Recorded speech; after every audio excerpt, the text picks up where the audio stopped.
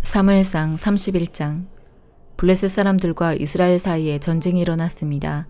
이스라엘 사람들은 이 싸움에서 져서 블레셋 사람들 앞에서 도망쳤습니다. 많은 이스라엘 사람들이 길보아 산에서 죽임을 당했습니다. 블레셋 사람들은 사울과 그의 아들들을 끝까지 쫓아갔습니다. 블레셋 사람들은 사울의 아들 요나단과 아비나답과 말기스와를 죽였습니다. 싸움은 사울에게 불리하게 돌아갔습니다. 활 쏘는 사람들의 화살이 사울을 맞춰 사울이 크게 부상을 당하였습니다. 사울은 자기 무기를 들고 다니는 부하에게 말했습니다. 네 칼을 뽑아서 나를 죽여라. 저 할례받지 않은 자들이 나를 조롱하고 죽이기 전에 네가 나를 죽여라. 그러나 사울의 부하는 두려워서 사울을 죽이지 못하였습니다. 그래서 사울은 자기 칼을 가지고 칼끝을 배에 대고 그 위에 엎드렸습니다. 사울의 부하는 사울이 죽은 것을 보고 그도 자기 칼 위에 몸을 던져 사울과 함께 죽었습니다.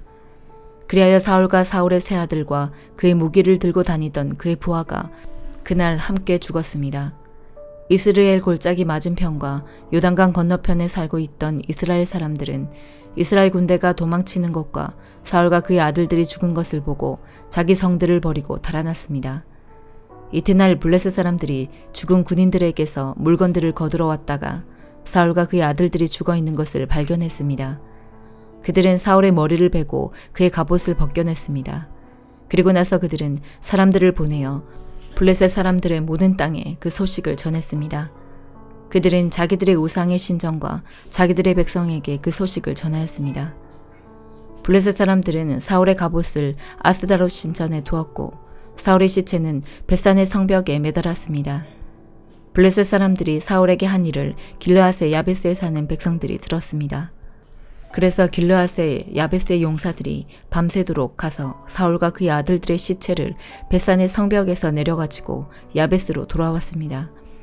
야베스 백성은 그곳에서 그 시체들을 화장했습니다. 야베스 백성은 그들의 뼈를 야베스에 있는 에셀 나무 아래에 묻어주고 7일 동안 음식을 먹지 않았습니다. 고린도전서 11장. 내가 그리스도의 본을 따른 것처럼 여러분도 나의 본을 따르십시오. 여러분이 모든 일에 나를 기억하고 있고 내가 여러분에게 전하여 준 것을 붙들고 있으므로 여러분을 칭찬합니다. 그러나 여러분이 깨달았으면 하는 것이 하나 있습니다. 그것은 모든 남자의 머리는 그리스도며 여자의 머리는 남자이며 그리스도의 머리는 하나님이시라는 사실입니다. 남자가 머리에 무엇을 쓰고 기도를 하거나 예언을 하면 그것은 자기의 머리가 되시는 그리스도를 욕되게 하는 것입니다.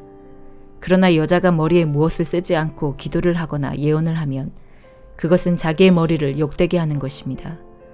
그것은 삭발한 것이나 다름이 없습니다. 여자가 머리에 무엇을 쓰지 않으려면 머리를 밀어버리십시오. 머리를 밀어내는 것이 여자에게 부끄러운 것이라면 무엇으로든 머리를 가리기 바랍니다. 남자는 하나님의 형상과 영광이므로 머리를 가려서는 안 됩니다. 그러나 여자는 남자의 영광입니다. 그것은 남자가 여자로부터 생겨난 것이 아니라 여자가 남자로부터 생겨났기 때문입니다. 또한 남자가 여자를 위해 창조된 것이 아니라 여자가 남자를 위해 창조되었습니다. 그러므로 천사들 때문에 여자는 권위의 표를 그 머리 위에 지녀야 합니다.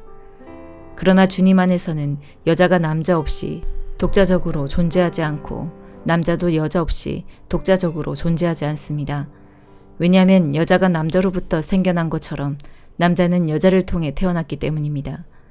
그러나 모든 것들이 하나님으로부터 생겨났습니다. 여러분 스스로 한번 판단해 보십시오.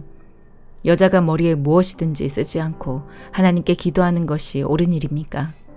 자연 그 자체가 여러분에게 교훈하듯이 남자가 머리를 길게 하면 명예롭지 못합니다. 그러나 여자가 긴 머리를 하는 것은 그 여자에게 영광이 됩니다. 긴 머리는 여자에게 머리를 가리는 역할을 합니다. 이 문제에 대해 다른 의견을 제기하는 사람이 있다면 내가 말할 수 있는 것은 우리나 하나님의 교회나 이것 외에 다른 풍습은 받지 않았다는 사실입니다. 이제부터 말하는 내용에 대해서는 여러분을 칭찬하지 않겠습니다. 그것은 여러분의 모임이 유익이 되는 것보다는 해가 되기 때문입니다.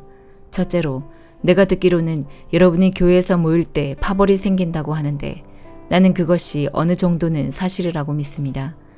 여러분 중에서 누가 하나님께 인정받는 사람인지 분명하게 드러나게 하기 위해서는 다른 점도 있어야 할 것입니다. 그러니 여러분이 한자리에 모여 나누는 식사는 성만찬을 나누는 것이 아닙니다. 먹을 때 각자가 자기 것을 먼저 갖다 먹어버리기 때문에 어떤 사람은 굶주리고 어떤 사람은 술에 취합니다. 여러분에게 먹고 마실 집이 없습니까? 여러분이 하나님의 교회를 멸시하고 가난한 사람들에게 굴욕감을 주려는 것입니까? 내가 더 이상 무슨 말을 하겠습니까? 이런 행동에 대해 잘했다고 칭찬할까요? 이번 일에 대해서는 절대로 칭찬할 수가 없습니다. 내가 여러분에게 전해준 것은 주님께 받은 것입니다.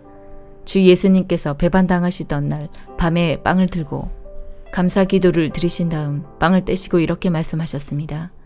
이것은 너희를 위한 내 몸이다. 나를 기억하면서 이것을 행하여라. 똑같은 방법으로 식사 후에 잔을 들고 말씀하셨습니다. 이 잔은 내 피로 세우는 새 언약이다. 이 잔을 마실 때마다 나를 기억하면서 이것을 행하여라.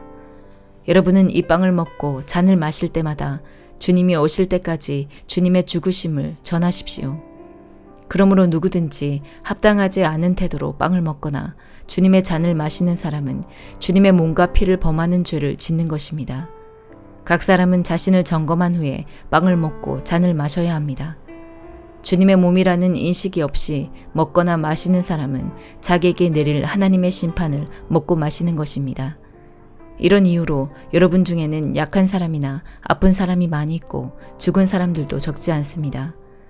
우리가 자신을 분별하였더라면 심판을 받지 않았을 것입니다. 그러나 우리가 지금 주님에게서 심판을 받는 것은 세상과 함께 심판을 받지 않기 위해서입니다.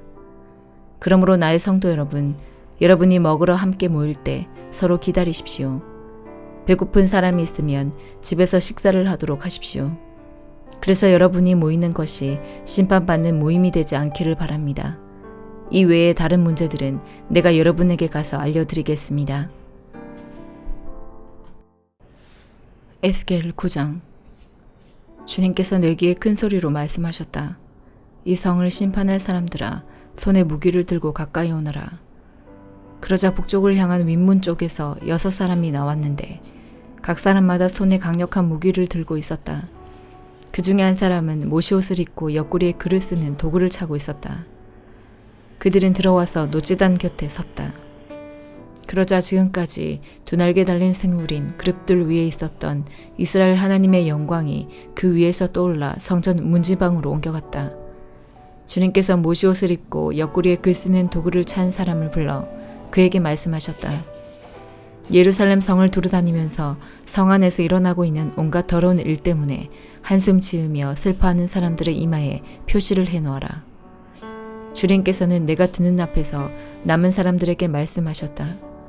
저 모시옷을 입은 사람들을 따라 성 안을 두루다니면서 사람들을 다 죽여라. 아무도 그들을 동정하거나 불쌍히 여기지 마라. 노인이나 청년이나 처녀나 아이들이나 부녀자나 가릴 것 없이 다 죽여라. 그러나 이마에 표시가 있는 사람은 건드리지 마라. 내 성소에서부터 시작하여라.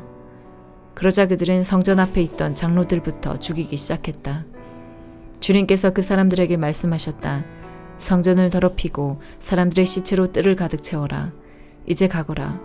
그러자 그 사람들이 밖으로 나가 성 안에 있는 사람들을 죽이기 시작했다. 그들이 백성을 죽이고 있는 동안 나는 홀로 남아 있었다. 땅에 엎드려 주님께 부르짖었다. 오 주 여호와여, 예루살렘을 향해 이처럼 진노를 쏟아 부으시니 이스라엘의 남은 자들마저 다 죽이시렵니까? 주님께서 내게 대답하셨다. 이스라엘과 유다 백성의 죄가 너무 크다. 땅은 살인자들이 흘린 피로 가득하고 성은 온통 불법 투성이다. 그런데도 사람들은 여호와께서 이 땅을 버리시고 쳐다보시지도 않는다고 말한다. 그러므로 내가 그들을 동정하거나 불쌍히 여기지 않을 것이다. 그들이 저지른 악한 행위대로 돌려주겠다. 모시옷을 입고 옆구리에 글 쓰는 도구를 찬 사람이 주님께 보고했다. 주님께서 명령하신 대로 모든 일을 다 마쳤습니다. 시편 48편. 여호와는 위대하십니다. 우리 하나님의 성 그분의 거룩한 산 위에서 찬양을 받으실 분이십니다. 그 성은 터가 높고 아름다우며 온 세상의 기쁨이 됩니다.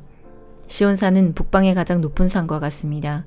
그곳은 위대한 왕이 계신 성입니다. 하나님께서 그 성 안 궁궐에 계십니다. 하나님께서 스스로 피난처가 되어 주셨습니다. 수많은 왕들이 모여 그 성을 치러 왔습니다.